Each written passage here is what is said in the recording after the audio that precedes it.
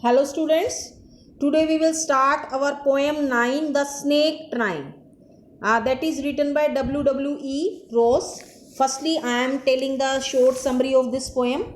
This small poem of 16 lines deals with the idea that human beings should not be cruel towards snakes. The snakes must be left alone to enjoy themselves. कि human being should not be cruel to the snakes.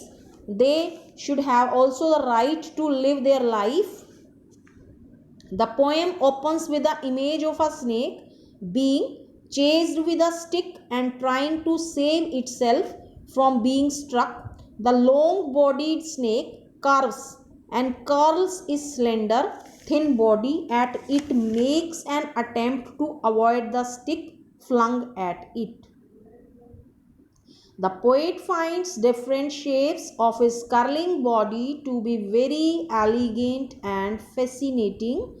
The snake moves softly through the water of the pond to hide himself among the reeds growing densely in the marsh so that he is not hit by the stick.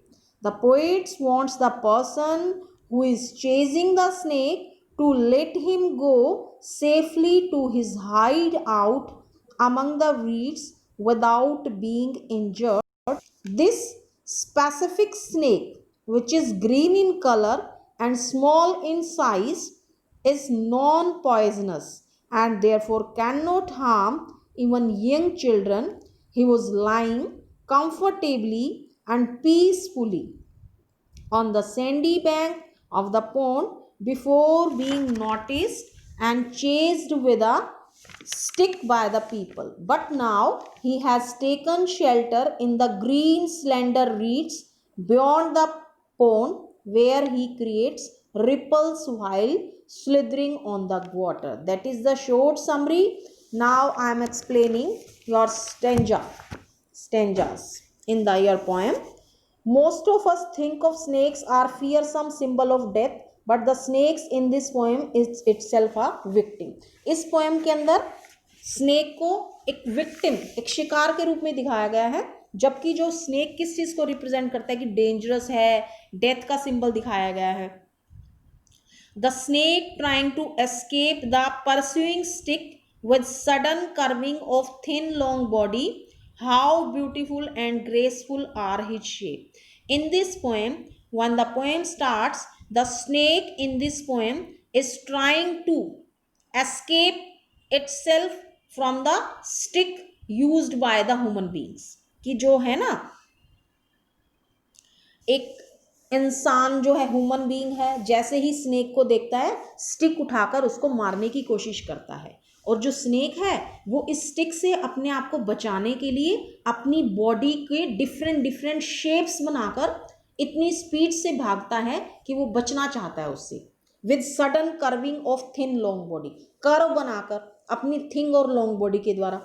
And how beautiful और graceful are his shapes. When he tried to save himself from the stick used by human beings, he made many different beautiful and elegant shapes.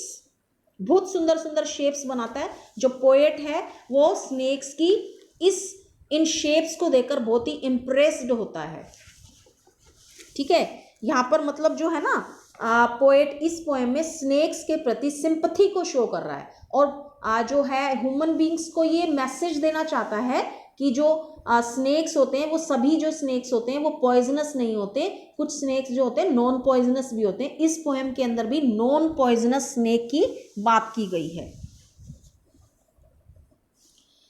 He glided through the water away from the stroke, or let him go over the water in the reeds to hide without being hurt.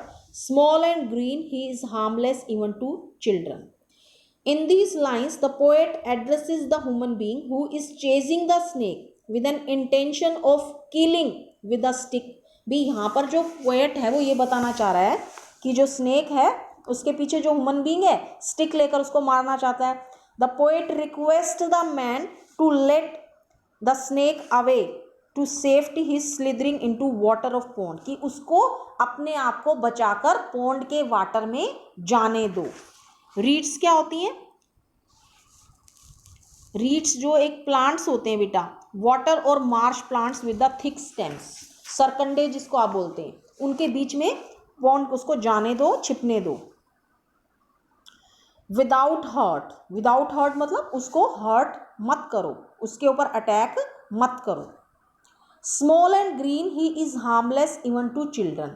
In this poem कौन से snake की बात की गई है? Small and of green coloured snake that is not harmful to even young children, कि छोटे बच्चों के लिए भी नुकसानदायक नहीं है वो। Along the sand he lay until observed and chased away. Now he vanishes in the ripples among the green slim reeds.